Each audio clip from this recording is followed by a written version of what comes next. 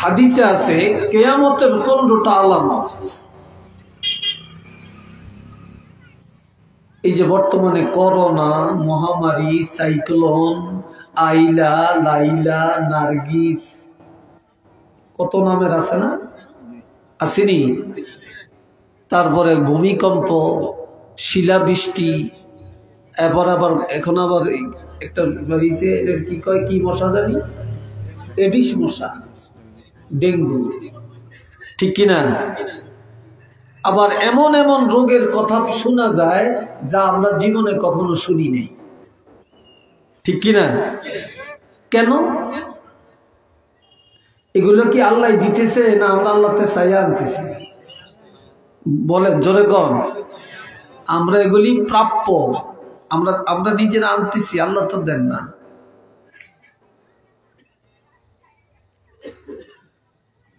আমার রাসূল বলেন, ক্বালা রাসূলুল্লাহ সাল্লাল্লাহু আলাইহি ওয়াসাল্লাম, ইযা তুখিযাল ফাইউ দাওলা, যখন দেখবে মানুষ সারাক্ষণ ধনের পিছনে দৌড়ায়,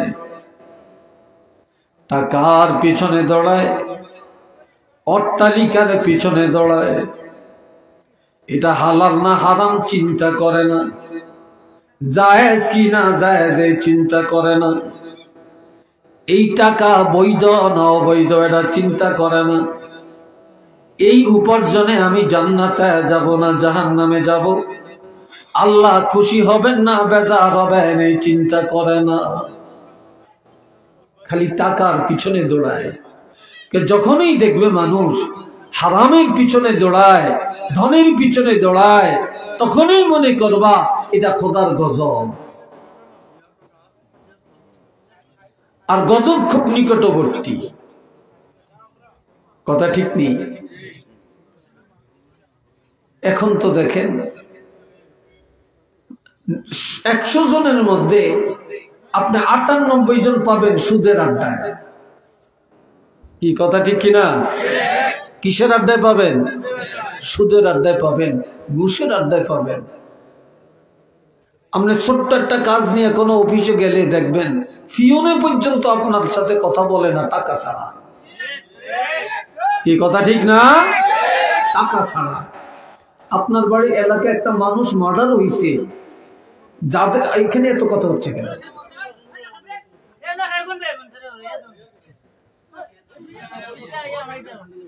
শুনেন, একটা মানুষ মারা গেছে, যাদের মানুষ মারা গেছে তারা বিপদে আছে না, তারা কষ্টে আছে না, শোকে আছে না।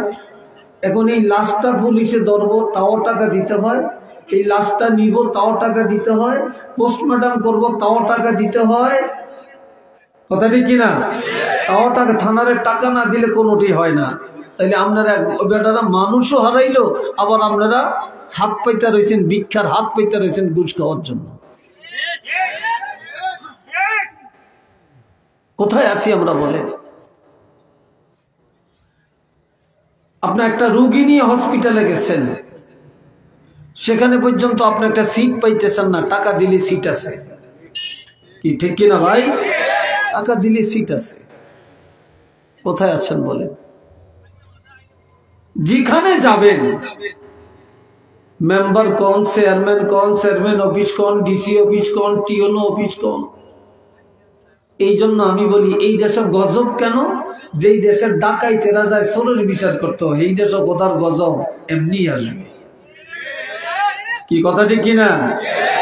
একজনের টাকাতে করলো লাখ লাখ টাকা, হেতে ওই বড় হুজুর, হেতে ওই অফিসার, হেতরে বেকে তেল মাখে সারে আইসে সার সার কইয়া, আর এই সারে বিচার করতে যায় চেয়ারম্যান, টিওনো, এমপি, মন্ত্রী, লাখ লাখ কোটি কোটি টাকা জনগণের মারিয়া খায়। আর কেউ যদি ফ্যাটের দেয় মুরগা চুরি করে, এই মুরগা চুরির মোস্তাক দিয়ে ফিরতে যায়। কি কথা ঠিক না? লাঠি দিয়ে পিটাইতে যায়, উচিত বিচার করতে যায়। আরে তোমার বিচার করবো কেনা? কি আমার কথায় রাগ হচ্ছেন আপনারা? এই জন্য এখন ওয়াজের জায়গায় ওয়াজ ধরে না। হযরত মুসা কালিমুল্লাহ মুসা কালিমুল্লাহ আল্লাহকে জিজ্ঞাসা করলেন, আল্লাহ অমক বংশের মধ্যে গোত্রের মধ্যে অন্যায় করলে দুই একজনে করছে, হাজার হাজার মানুষকে আপনি কি কারণে ধ্বংস করলেন? আপনি কেন ধ্বংস করছেন? আল্লাহ তোমার এটা জবাব দিব, তুমি পাহাড়ে আসো। পাহাড়ে গেছে, পাথরে উঠো। পাথরে উঠছি। লাল পিঁপড়া আছে না, লাল পিঁপড়া খুব বিষাক্ত। এই লাল পিঁপড়া মুসা আলাইহিস সালামের পাই দিয়া উঠা দুই একটা কামড় শুরু করছে। এখন পিঁপড়া উঠছে অনেকগুলি, কামড় দিছে একটা দুইটায়, একবারে ডলা দিয়া চাপা দিয়া সব ডিম মেরে ফেলছে। মুসা কয়, আল্লাহ তুমি না বলছ জবাব দিবা, তুমি এখনো জবাব দাও না কেন? কয়, মুসা তুমি যে পাথরে দাঁড়াইছিলা, লাল পিঁপড়া কামড় দিছে। কয়টা পিঁপড়া কামড় দিছে? দুই একটা। মারছো কয়টা? অন্ত মুসে কান সজাগ হয়ে গেছে, কইছে জবাব পাইয়া গেছি আল্লাহ। কামড় দিছে দুইটায়, তুমি মারছো কয়টা? এই দুনিয়াতে সবাই সুদ খায় না, সবাই ঘুষ খায় না, সবাই মিথ্যা বলে না, সব বেনমাজি না, সব দায়ুস না। কিন্তু এদের অন্যায়ের কারণে যারা নামাজি, যারা হালাল খায়, আর যারা ইমানদার, তারাও শাস্তি পাওয়া যায়। কথা ঠিক কিনা বলেন? তারাও শাস্তি পাওয়া যায়। জাতিরা, আপনারা তো বিপদে পড়লে হুজুর একটু দোয়া করিয়েন, আমরা স্টেজ থেকে নামলে মাথাটা গিয়ে তো হুজুর। কি কথা ঠিক কিনা? কথা ঠিক কিনা? একটু ফু দিয়ে দেন, একটু হাতটা বলিয়ে দেন, হেতে নামাজ পড়ে না। কি কথা ঠিক না? এতে হালাল খায় না, এতে এত মা বাপের লোকে ভালো আচরণ করে না। কয়েকজন মাথাটা একটু বলিয়ে দেন, একটু ফু দিয়ে দেন। আমরা ফু দিলে কি লাভ দইব? কি আমার কথাটি বুঝতেছেন আপনারা? বন্ধুরা রে আমার, হযরত মুসা কালিমুল্লাহর কাছে যে দোয়া চাই, হুজুর আপনি আল্লাহর পয়গম্বর, একটু দোয়া করেন, বৃষ্টি হয় না, জমিনে ফসল হয় না, বড় মুসিবতে আছি, আপনি দোয়া করেন। আপনি পয়গম্বর, আপনি দোয়া করলে আল্লাহ কবুল করবেন। হযরত মুসা কালিমুল্লাহ দোয়া করেন, দোয়া কবুল হয় না। রহমতের বৃষ্টি আমার আল্লাহ পাঠান না। মুসা আল্লাহর কাছে বলে, আল্লাহ গো, তুমি কি কারণে আমার দোয়া কবুল করো না? মুসা নবী যখন জিজ্ঞাসা করলেন, আল্লাহ বলে, মুসা তোমার দোয়া কবুল হবে, তবে এলাকার মধ্যে যায়া ভালো ভালো পরহেজগার দেখে দেখে 40 জন ইমানদার নিয়ে পাহাড়ে আসো। এই 40 জন নিয়ে যখন দোয়া করবা, তখনই আমি আল্লাহর দরবারে কবুল হয়ে যাবে। আরো আস্তে কর, আর একটু চিল্লিয়া কর। এইবার এলাকায় যাইয়া আমার লান, হুজুরের লান, আমনু গেলাম সাইয়া সাইয়া, একবারে দেখে দেখে বেছে বেছে পরহেজগার তাকওয়াবান আল্লাহওয়ালা দেখা 40 জন নিয়ে পাহাড়ে গেছে। কয়জন? 40 জন পরহেজগার লোক নিয়ে। এই 40 জনের সহ আমার আল্লাহ দরবারে দোয়া করেন, এখনো দোয়া কবুল হয় না। নবীরা দোয়া করলে দোয়া কবুল হয়েছে কি হয় না, আল্লাহর সাথে সাথে জানিয়ে দিতেন। আমার আল্লাহ বলে, মুসা তুমি পয়গম্বর, এটাও ঠিক, 40 জন নিয়ে পাহাড়ে আসো, এটাও ঠিক, মুনাজাত করেছো, এটাও ঠিক, তবে আমি দোয়া কবুল করতে পারি না একটা কারণে। কয় সেটা কি? এই 40 জনের মধ্যে একটা মুনাফেক আছে।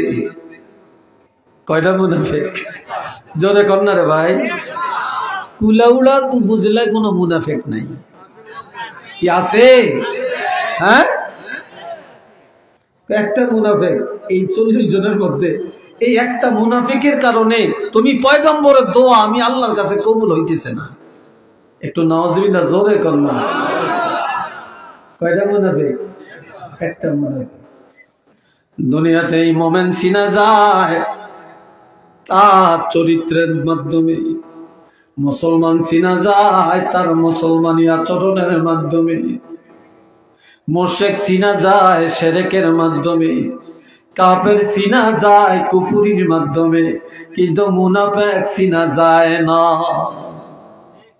মুনাফিক চিনা যায় না।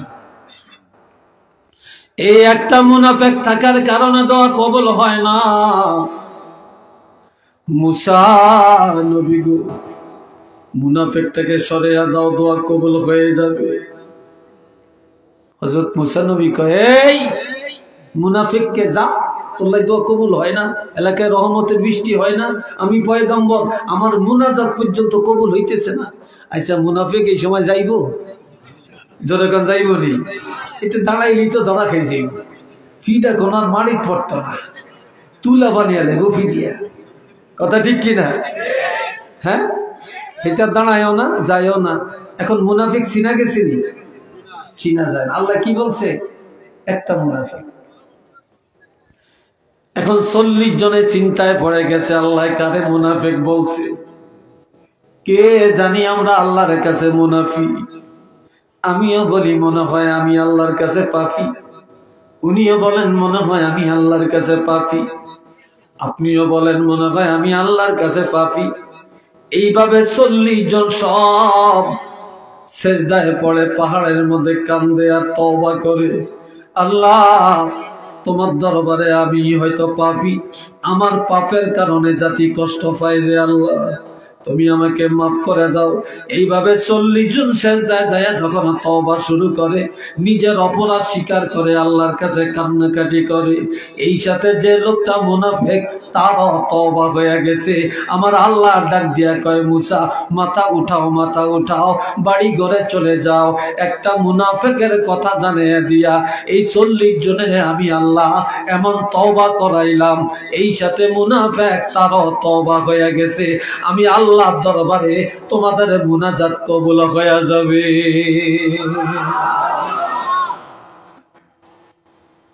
রহমতের বৃষ্টি চলে আসবে। এখন তো আজকাল এত অশান্তি দুনিয়াতে, এত ফিতনা, এত বিপদ, এত মুসিবত, কেন রে ভাই? আমাদের পাপের কারণেই তো। এ ভাইরা রে আমার,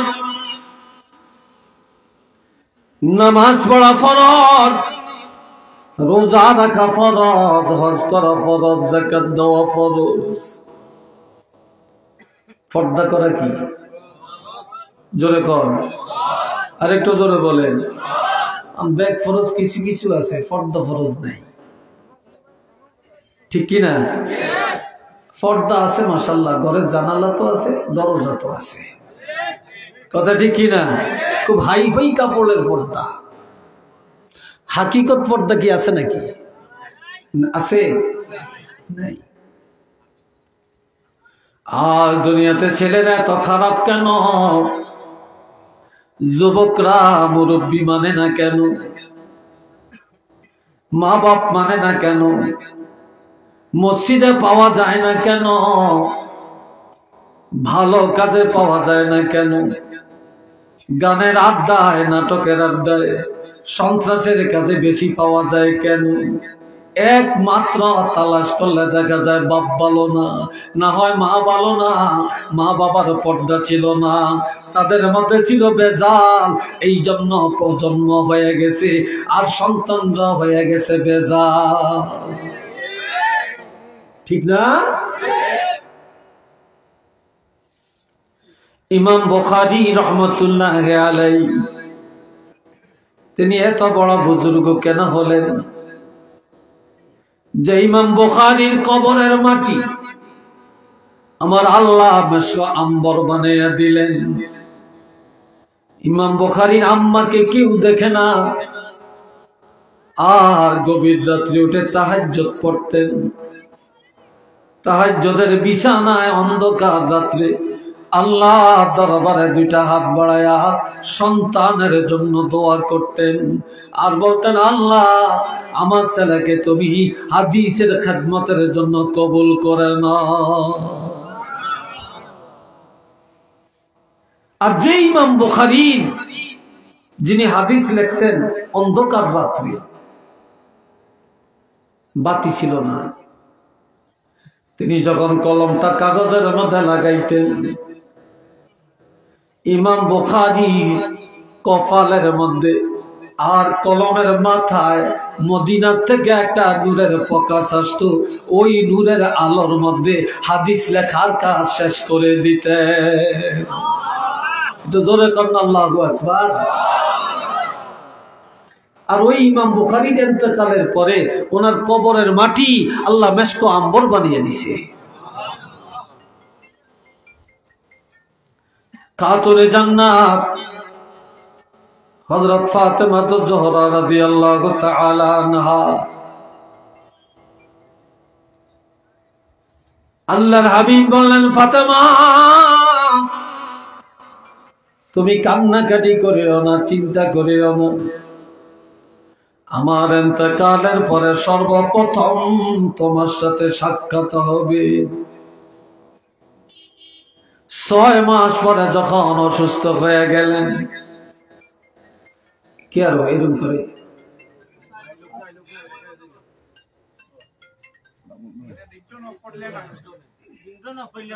এ ভাইয়েরা শোনেন, তিনি হযরত আলীরে ডাক দিয়া বলে, আলী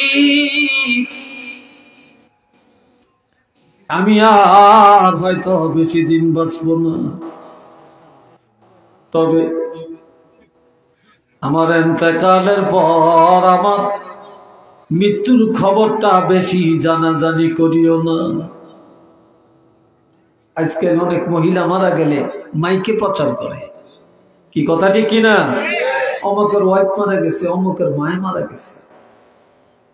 এটা তো তাকওয়ার খেলাফ। বলে আমার ইন্তেকালের পর আমার গোসলটা দিনের বেলায় দিও না, আমার ইন্তেকালের পরে আমার কবরটা দিনের বেলায় করিও না, আর আমার দিনের বেলায় কবরে রাখিও না। এই দুনিয়ায় কেউ কোনোদিন আমাকে দেখে না, চিনে না, আমার মৃত্যুর পর ভয় লাগে না জানি কেউ দেখে ফেলে, এই জন্য গোসলটা রাত্রে দিবা, কবরটা রাত্রে করবা, আর জানাজা রাত্রে পড়বা।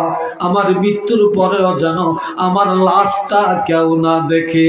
একটু চিল্লে বলেন সুবহানাল্লাহ।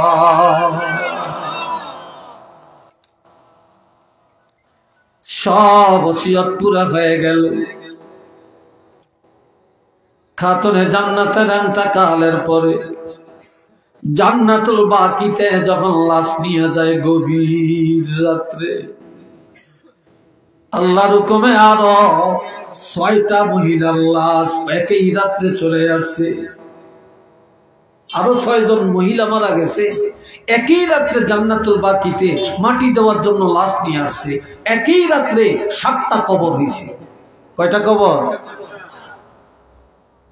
এই জন্য আপন জনেরা জানেন খাতুনে জান্নাতের কবর কোনটা, কিন্তু বেগানা পুরুষ যারা কেউ বলতে পারবে না এই 7টা কবরের মধ্যে কোন কবরটা ফাতেমার কবর, কোন কবরটা। তবে পরিচয় কিভাবে পাওয়া গেল? একটা একটা করে কবরের কাছে যায়, কিন্তু কোনো গ্রাম নাই, কোনো সিমটম নাই। খাতুনে জান্নাতের কবরের কাছে যে যখন দাঁড়ায়, তখন কবরের মাটি থেকে মেশক আম্বরের গ্রান বা সুবাস শুরু হয়ে যায়। এই সুবাস দেখিয়া মানুষ সিদ্ধান্ত নেন এটাই ফাতেমার কবর। এটা চিল্লে বলেন না সুবহানাল্লাহ।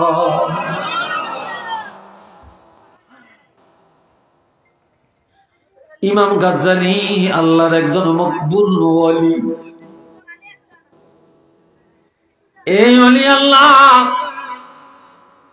মরুভূমির জমিনে হাঁটাহাঁটি করেন, আসরের নামাজের টাইম হয়ে গেল, নামাজ আদায় করবে না, পানি নেই। পর্দার আড়াল থেকে একটা যুবতী মেয়ে ডাক দিয়া বলে, আল্লাহর ওলি কি চান? আল্লাহর ওলি বলে, মা আমি পানি চাই, আমি ওযু করব, নামাজ আদায় করব।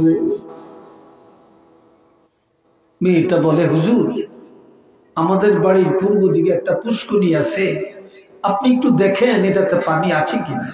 কিন্তু পানি নাই, মেয়েটা জানে। যে দেখে পানি নাই, এসে বলে, মা পানি তো নাই গো মা। বলে, আল্লাহর ওলি ইমাম গাজ্জালী যেখানে আছেন সেখানেই থাকেন, দাঁড়ান, পানি পাবেন। মেয়েটা দৌড়াইয়া যায়, শুকনো পুষ্করিণীর মধ্যে 3 বার একটু থুতু নিক্ষেপ করেন। থুতু নিক্ষেপ করার সাথে সাথে ওই পুষ্করিণীর তলা দিয়া পানির জোয়ার এসে যায়, মুহূর্তের মধ্যে পুরা পুষ্করিণী পানিতে ভরপুর হয়ে যায়। আরেকটু জোরে কর না রে ভাই। ওই পানি দিয়া আল্লাহর ওলি ওযু করলেন, নামাজ আদায় করলেন। নামাজ পড়ে চিন্তা করে, আমি এত ইবাদত জীবনে করলাম, আমি তো এত বরকত অর্জন করতে পারি না। আর এই মেয়েটা এমন কি আমল করে যার কারণে তার থুতুর মধ্যে এত বরকত। ঘরের পাশে এসে ডাক দিয়া বলে, মা এমন কি আমল করো গো মা, যার কারণে তোমার থুতুর মধ্যে এই বরকত। মেয়েটা ডাক দিয়া বলে, গো আল্লাহর ওলি, আমি তেমন কিছু করতে পারি না, তবে 5টা কাজ আমি ছাড়ি না। কয়টা? আরো আস্তে কর, যুবকরা জোরে বলো, 5টা কাজ আমি ছাড়ি না। 1 নম্বর, যেদিন আমার বিবাহ হয়েছে, স্বামীর সাথে স্বামীর গাড়িতে করে স্বামীর ঘরে ঢুকলাম, সেদিন থেকে কোনোদিন ঘরের বাহিরে যাই না, ঘরের বাহিরে যাই না। 2 নম্বর, আমার নামাজ কাজা হয় না। 3 নম্বরে, একদিনের জন্য আমার কোরআন তেলাওয়াত বন্ধ হয় না। 4 নম্বরের আমল, আমার স্বামীর অন্তরে কোনোদিন আমি ব্যথা দেই না। 5 নম্বরের আমল, আমি আমার হাতে সংসারের কাজ করি আর আমার জবানে আল্লাহর হাবিবের উপরে দুরূদ ও সালাম পাঠ করতে থাকি। যার কারণে আল্লাহ পাক আমার জবানের মধ্যে এই বরকতটা দিয়েছেন। একটু চিল্লিয়ে বলেন না সুবহানাল্লাহ। আর বর্তমানে আমাদের মায়েরা শিক্ষায় বেশি, জ্ঞানে বেশি, সার্টিফিকেট বেশি, ভদ্র বেশি, মাশাআল্লাহ, কিন্তু এরা থুতু বালাইলে পাইবেনটা কি?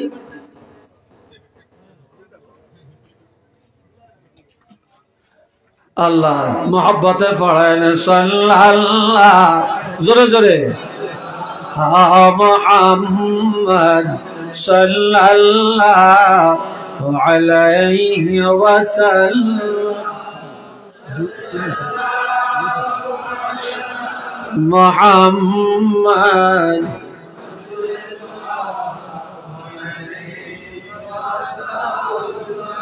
আরো জোরে সাল্লাল্লাহু আলা মুহাম্মদ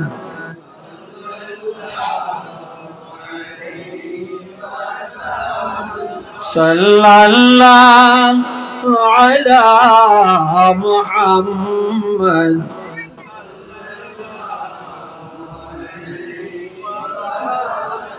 সবাই মহব্বতে বলেন আলহামদুলিল্লাহ, আরেকবার বলেন আলহামদুলিল্লাহ। এইবার আরেকটা মহিলার কথা শুনে, আমার কথায় কষ্ট হচ্ছে আপনাদের? বিরক্ত লাগছে আপনাদের? আল্লাহ, মহিলাদের দাম আল্লাহর কাছে বেশি না কম? জোরে কম। আর মহিলাদের কারণেই সন্তান ভালো, মহিলাদের কারণেই সন্তান খারাপ।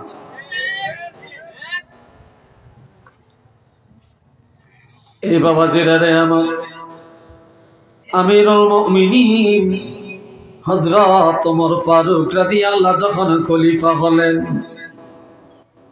তিনি খলিফা হয়া রাস্তায় রাস্তায় অন্ধকার রাত্রে হাঁটাহাঁটি করেন, আর ঘুরিয়া ঘুরিয়া দেখেন তার দেশের কোন মানুষ সুখে আছে আর কারা আছে দুঃখে, কে সুখে কে দুঃখে, ঘুরে ঘুরে তালাশ করে দেখতেছে।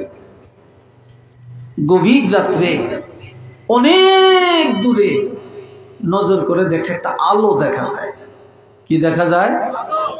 চিল্লিয়া বলেন, আলো দেখা যায়। হযরত ওমর ফারুক ভাবলেন এই ঘরের মানুষ মনে হয় কোনো বিপদে আছে, এই জন্য টুক টুক টুক টুক করে হেঁটে হেঁটে গেলেন। জয়া দেখলেন, ঘরের পাশে দাঁড়ালেন একটা বুড়ি তার একটা যুবতী মেয়েকে ঘুম থেকে জাগায়। ঘুম থেকে জাগাইয়া বলে, এ মেয়ে ওঠো। মেয়েটা ঘুম থেকে উঠে বলে, মা,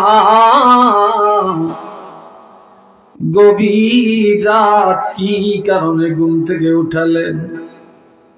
কোনো ওজুর পানি দেওয়া লাগবে? কয় না। কোনো খেদমত করা লাগবে? কয় না। কি কি জন্য জাগাইলেন?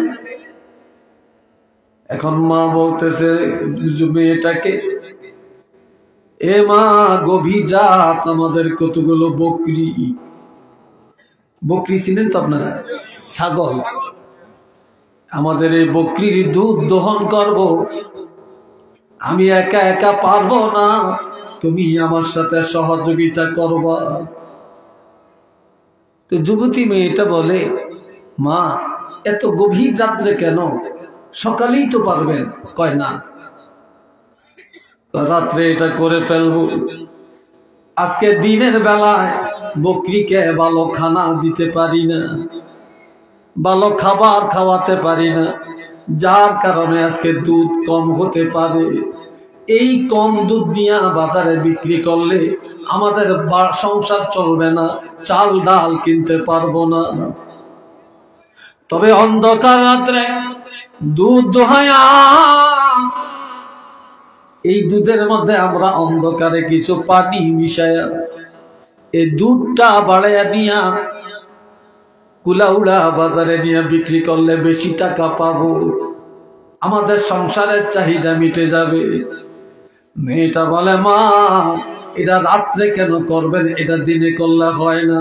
কয়, তুমি জানো না এটা যে হযরত ওমরের রাষ্ট্র, হযরত ওমর রাষ্ট্রপ্রধান, দিনে করলে কেউ যদি দেখে ফেলে আর হযরত ওমর যদি জেনে যায় তাহলে কঠিন বিচার হবে, আদালতের কাঠগড়ায় দাঁড়ান লাগবে। এই জন্য কেউ যেন না জানে না দেখে, এই জন্য রাত্রি বেলায় কাজটা করে ফেলবো। চিল্লে বলেন নাউযুবিল্লাহ। আরো জোরে কর, রাত্রি কাজটা করে ফেল। এখন মেয়েটা কয়, মা, রাত্রে করবেন, দুনিয়ার কেউ জানলো না, দেখলো না, শুনলো না। মাগো, যে আল্লাহ বকরি পালছে, যে আল্লাহ আমারে বানাইছে, আপনারে বানাইছে, যে আল্লাহ রিজিকের মালিক, হায়াত মৌতের মালিক, মা বলেন তো আল্লাহ কি দেখবে না? সুবহানাল্লাহ কইয়েন না। আল্লাহ কি দেখবে না? এখন বুড়ি কহ, আল্লাহ তো দেখবে। মেয়েটা বলে, মা, আল্লাহকে ভয় করেন, হযরত ওমর ফারুক রাদিয়াল্লাহকে ভয় করবেন না। এই কথাটা হযরত ওমর ফারুক রাদিয়াল্লাহু অন্ধকার রাত্রে ঘরের পাশে দাঁড়িয়ে দাঁড়িয়ে শুনতে আছে। ঘরের পাশে একটা লাঠি গাড়ছে। কি গাড়ছে? লাঠি। এই লাঠিটা গাড়িয়া মসজিদে চলে গেলেন। ফজরের আযান হয়ে গেল। হযরত ইমাম নামাজের, হযরত ওমর নিজে ইমাম নামাজের ইমামতি করলেন। নামাজটা পড়ায়া দাঁড়ায়া সবাইকে বলতেছে, মুসল্লিরা কেউ বাড়ি যাবা না, সব থাকো। ওমরের ছেলের নাম হলো আব্দুল্লাহ। বলল, রে আব্দুল্লাহ, তুমিও থাকো, দুইটা মেয়ে লোকরে আনা হবে, তোমাদের সবার সামনে তাদের বিচার করা হবে। দুইজনকে পাঠিয়ে দিলেন, যাও অমুক ঘরের পাশে যায় দেখবা একটা লাঠি গাড়া, ওই ঘরের মধ্যে একটা বুড়ি মহিলা আর একটা যুবতী মেয়ে, এদের হাতে কাঠগড়া লাগে নিয়ে আসো, কঠিন বিচার তোমাদের সামনে করা হবে। এই দুইজনকে যখন নিয়ে আসছে, হযরত ওমর ফারুক রাদিয়াল্লাহু মহিলাকে জিজ্ঞাসা করে, সত্য করে বলবা, গভীর রাত এই মেয়েটাকে ঘুম থেকে ডাকা জাগাইলা কেন? কি কারণে জাগাইছো? মহিলা চালাক বেশি, উপস্থিত বুদ্ধি বেশি, একটা উত্তর দিয়ে সারিয়ে যাওয়ার চেষ্টা করে। মহিলা বলে, হযরত ওমর, কি কারণে জাগাইলাম এটা নিশ্চয়ই আপনি জানেন, না জানলে ডাইরেক্ট এই প্রশ্ন করতেন না, তবে আর কোন প্রশ্ন জিগাইয়া আমাকে অপমান করিয়েন না। কয় না, এত তাড়াতাড়ি ক্ষমা পাইতা না, সত্য করে বলো, এই মেয়েটাকে কয়টা আমার মেয়ে? কার মেয়ে? কয়টা আমার মেয়ে। কয় তোমার মেয়েটা বিয়া হইছিনি? কয় না। এ মহিলা, তোমার এই মেয়েটারে বিয়া দিবানি? মহিলা বলে, হুজুর, ছেলে যদি ভালো হয়, পাত্র যদি ভালো হয়, তাহলে বিয়া দিব। হযরত ওমর বললেন, এই যে আমার পাশে বসা, এটা আমার ছেলে। সুবহানাল্লাহ কোন না? আর একটু জোরে বলেন না। এটা আমার ছেলে, এই ছেলেটা তোমার পছন্দ হয় কিনা? মহিলা তো ঈদের উপরে শুক্রবার, আনন্দের উপরে আনন্দ, আসছে আসামি হইয়া, আর এখন রাষ্ট্রপ্রধান হযরত ওমর খলিফা, ওনার ছেলের কাছে মেয়ে বিয়ে দেওয়ার প্রস্তাব তিনি দিলেন। এর চেয়ে আনন্দের খুশির খবর আর কি হতে পারে, তাই না? কয়া, তোমার মেয়েটারে যদি আমার ছেলের কাছে বিয়ে দাও, তাহলে ক্ষমা করব, এর আগে তোমাকে ক্ষমা করব না। এর আগে ক্ষমা করতাম না। আর বর্তমানে মেয়ের বাবা যদি ছেলেরে এক বোঝা দেয়, জামাই খুশি হয়। আবার ছেলের মারে যদি ভালো করে কাপড় সবর শাড়ি টাড়ি দেয়, খুব খুশি হয়। ছেলের বাবারে যদি জামা দেয়, কোট দেয়, প্যান্ট দেয়, খুব খুশি হয়। সাথে যদি একটা আলমারি দেয়, আরো খুশি হয়। যদি একটা সোফা দেয়, আরো খুশি হয়। যদি একটা ডাইনিং টেবিল দেয়, খুশি হয়। কয় না, কয়টা খুব ভদ্র, হোলা বিয়া করাইছি, সম্বন্ধ পাইছি, মাশাআল্লাহ, আত্মা ভালা, আত্মা ভালা। কি কথা ঠিক কিনা? খুব আত্মা, সত্য আত্মা, দেওয়ান ধনে খুব ভালা, ঠিক না? কিন্তু মুসলমান একজনের মেয়ে আনলেন, আপনার উচিত মেয়ের বাবাকে আপনার হাদিয়া দিবেন। এই লোকে তার মেয়েটারে পালছেন, এই মেয়ে আপনি কি করতেছেন এখানে?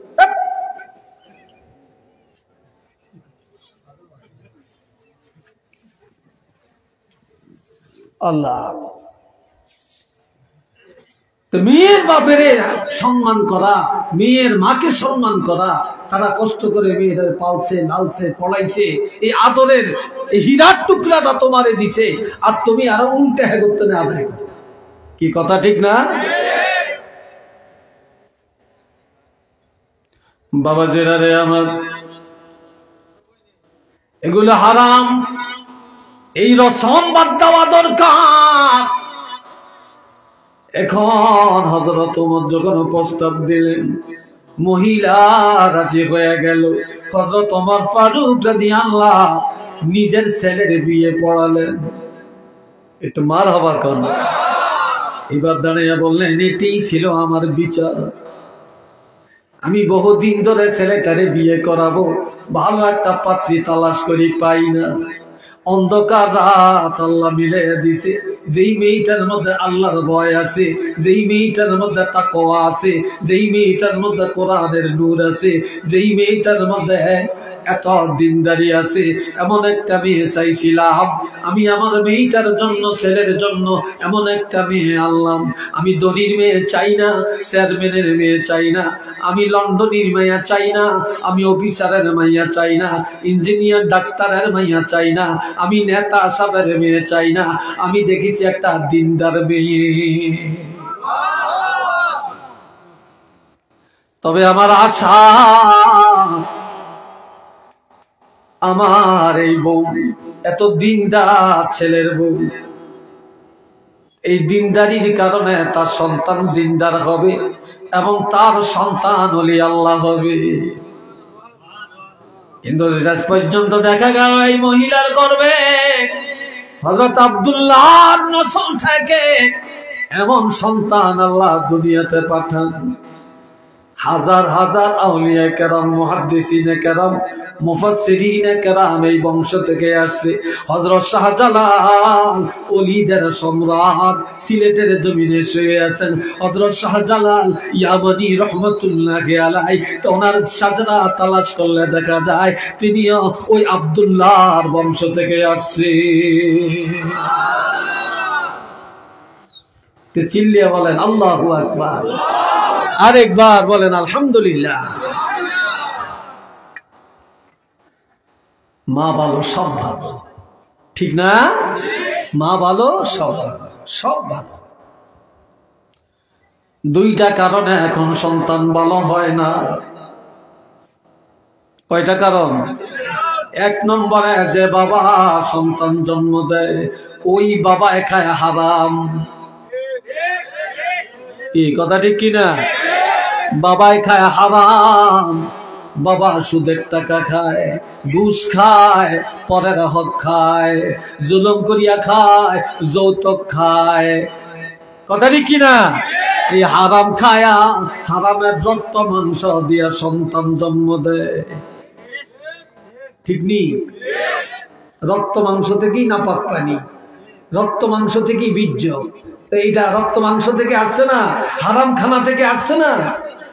আর যেই মার গর্ভের সন্তান, ওই মা হলো দায়ুস। মা এক দলে যায় কুলাউড়া, আরেক দলে যায় বিয়ানীবাজার, আরেক দলে যায় সিলেট, আরেক দৌড় বিয়ে দেয় ঢাকা, আরেকবার যায় লন্ডন, আরেকবার দৌড়ায় ফ্রান্স, আরেকবার আমেরিকা, আরেকবার এই বাড়ি, আরেকবার ওই বাড়ি। আবার বিবাহের দাওয়াত পাইলে তা সেন্টারে যায় আগের থেকেই শুইয়া থাকে। কি কথা ঠিক কিনা?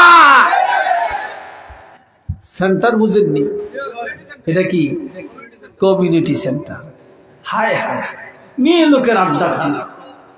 আমার কমিউনিটি সেন্টারে বিয়ে না হইলে তো ভদ্রতা বলে হয় না। কি কথা ঠিক না? ভদ্রতা বলে হয় না। একটু নাউজুবিল্লাহ বলেন না রে ভাই। অথচ আমার আল্লাহ বলছেন, وقرن في بيوتكن ولا تبرجن تبرج الجاهلية الأولى وأقمنا الصلاة وآتينا الزكاة وأطعنا الله ورسوله। শুনিনি সবাই আমার কথা? শুনেন, মেয়ে লোকে শুনিনি, আল্লাহ জানে। হ্যাঁ, তবে মেয়ে লোকে শুনতে পারবো যদি একা একা থাকে। পুরুষ দুইজন তিনজন এক জায়গায় বসে ওয়াজ শুনতে পারে, মেয়ে লোক দুইজন এক জায়গায় থাকলে মাশাআল্লাহ মাশাআল্লাহ। খই হুডে যেরকম এত আরো ঘন হুডে এক বুকের কথা। কি ভাই কথা ঠিক কিনা? হ্যাঁ, তো আমনগর দেশের মেয়ে লোকের দোষ নাই, এরা ভালো। হ্যাঁ, এরা অনেক ভালো। আল্লাহ আল্লাহ করে হেদায়েত করো কোন আমি। আরেকটু জোরে কোন আল্লাহুম্মা আমিন। আমার আল্লাহ বলছেন, ও মহিলারা, ও তোমরা ঘরের মধ্যে থাকো, পর্দার মধ্যে থাকো, ঠিক নেই, আড়ালে থাকো। ওয়ালা তাবাররাজনা, ঘরের বাইরে, পর্দার বাইরে, আড়ালের বাইরে যাও না, যাও না। তবে যাওয়া আমি আল্লাহ নিষেধ করি না, যাইতে পারবা। তাবাররুজাল জাহিলিয়াতিল উলা, তোমরা জাহিলি যুগের মেয়েদের মতো, বর্বর যুগের মেয়েদের মতো, ইহুদি নাসারার মতো তোমরা রাস্তাঘাটে চলাচল করিও না। যদি যেতে হয় তাহলে